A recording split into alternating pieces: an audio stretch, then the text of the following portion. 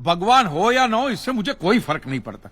ये तो इंश्योरेंस वालों ने कहा कि भगवान ने तुम्हारी दुकान गिराई है या भगवान की वजह से मेरी दुकान गिरी है, तो मैंने कहा ठीक है, भगवान मुझे उसके पैसे दे दे, केस खत्म। लेकिन भगवान तुम्हारी दुकान क्यों गिराएंगे? मूर्ख कहीं का। स्वामी जी प्लीज, जो कुछ भी कहना है विटनेस बॉक्स में आकर कहें।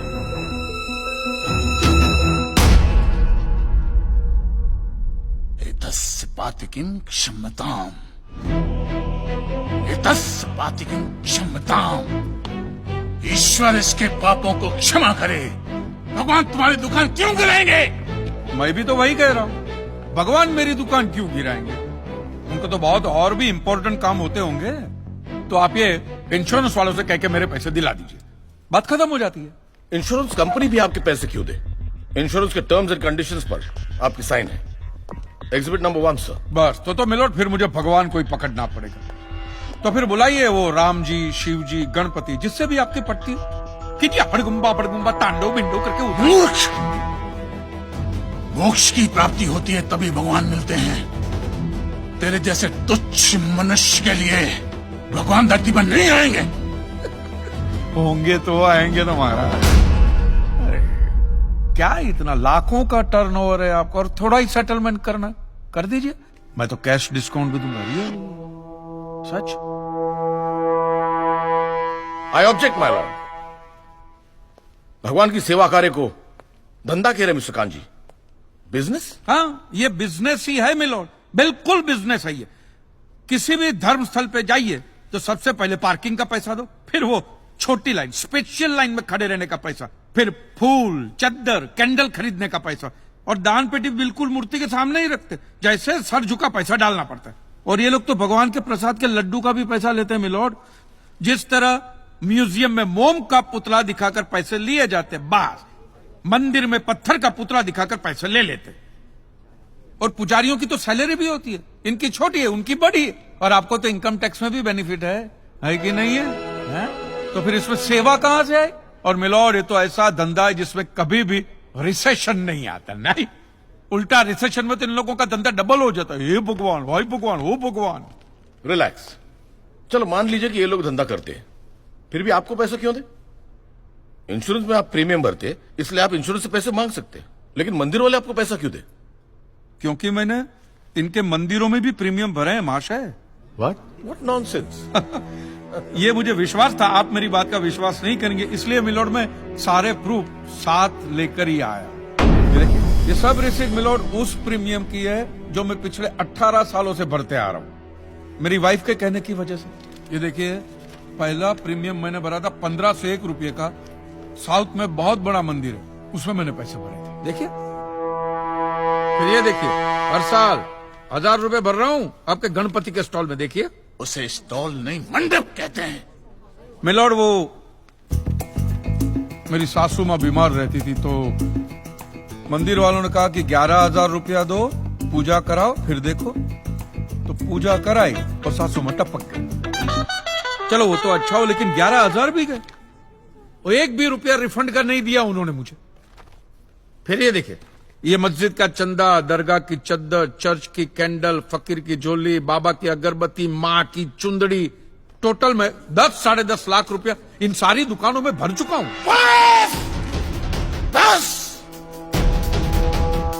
क्या दुकान लगा रखा है? इसे मंदिर कहते हैं, मंदिर! और मंदिर में लोग अपने परिवार की शांति और समृद्धि के लिए अपनी इच्छा से पैसा देते हैं। तो मैंने भी मेरे परिवार की शांति और समृद्धि के लिए ही पैसे भरे थे महाराज, कोई गन्ना चूसने के लिए इन्वेस्ट नहीं किए थे। लेकिन आपके भगवान ने मेरी शांति उखाड़ के फेंक दी, क्योंकि भूकंप तो मिलोड सिर्फ भगवान ही ला सकते, इंसान के बस की तो बात है ही नहीं। तो मुझे बताइए, मेरा हक नहीं बनता भगवान से पैसे वसूलने का? मिस्टर कांत जी, आपका झगड़ा भगवान से है ना, तो डायरेक्ट भगवान से पैसे मांग लीजिए ना, मंदिरों के पास क्यों मांग रहे? वकील साहब, आपके घर में बिजली या इलेक्ट्रिसिटी कौन सी कंपनी की आती है?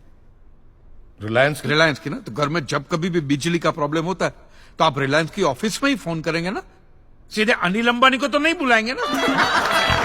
अनिल भाई आओ लाइट की, अनिल भाई आओ लाइट की। साइलेंस। आप कहना क्या चाहते हैं? What do mean? ये जो साधु यहाँ है, ये जो पंडित जी यहाँ है, ये क्या भगवान के ऑफिसर्स है? नहीं नहीं, ये लोग ऑफिसर्स नहीं है भाई। ऑफिसर तो पढ़े लिखे लोग होते हैं। ये लोग तो देखो देखो मुंह देखो, सेल्समैन है मिलोड, सेल्समैन। भगवान के कलेक्शन एजेंट है, क्योंकि इन्होंने भगवान की फ्रेंचाइजी ली। न्यायाधीश महोदय, ये मनुष्य नास्तिक है। जो ये कह रहा है उसका ज्ञान स्वयं से नहीं है, परंतु हम तो साधु हैं, इसे क्षमा कर देते हैं। लेकिन इस अधम पाप के लिए दुनिया इसे कभी माफ नहीं करेगी। तेरा घर से निकलना कठिन हो जाएगा अगर भगवान के विरुद्ध कुछ भी कहा तूने। मैया मोरी, ये आपको मेरी चिंता हो रही है कि मिलोड के सामने मुझे चेतावनी दे रही हैं? हमें जीव मात्र की चिंता है। तो फटाफट पैसे निकाले, बात खत्म कीजिए फिर। My Lord, this is enough. ये डोनेशन रिसीट्स है, जनरल सबमिशन। भगवान और मेरे क्लाइंट के बीच कोई एजेंसी एग्रीमेंट नहीं है। कांजी बेतु की बात कर रहे हैं। इतनी छोटी सी बात के लिए भगवान पर केस नहीं हो सकता। छोटी बात मिलोड, ये छोटी बात नहीं है। वो दुकान मेरा सब कुछ है, मेरी रोजी रोटी, मेरे बीवी बच्चों का सहारा वो दुकान है। और एक एक रुपया जोड़ के दिन रात की मेहनत के बाद मैंने वो दुकान बनाई थी। आज वहां पे सिर्फ जमीन का टुकड़ा रह गया है, वो भी कोई लेने को तैयार नहीं है। ये मंदिर वाले कहते हैं श्रद्धा से दान दो, आपका कभी बुरा नहीं होगा। और इंश्योरेंस वाले कहते हैं टाइम पे प्रीमियम दो, बुरा हुआ तो हम है ना। तो मैंने तो दान भी दिया है मिलोड, और प्रीमियम भी भरे, और आज दोनों के दोनों ने हाथ ऊपर कर लिए। मैं एक मामूली आदमी, मिडिल क्लास में, मेरा परिवार, मेरे बीवी बच्चे रास्ते पे आ जाएंगे। नहीं मिलोड, आपको मेरी बात इस अदालत में रखने का मुझे मौका देना ही चाहिए। और भारत का संविधान भी मुझे मेरी बात इस अदालत में रखने का हक देता है। Please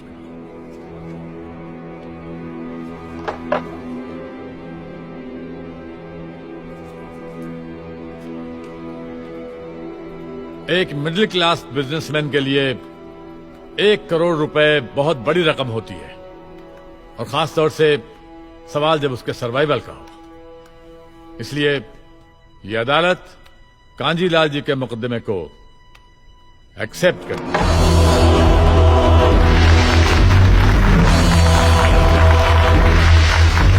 silence. और सारे एविडेंस और आर्गुमेंट्स को अच्छी तरह एग्जामिन करने के बाद यह फैसला देगी कि मिस्टर कांजीलाल को इनके पैसे मिलेंगे या नहीं। अगर मिलेंगे तो कौन देगा, इंश्योरेंस कंपनी या फिर मंदिर? Court is adjourned for the day.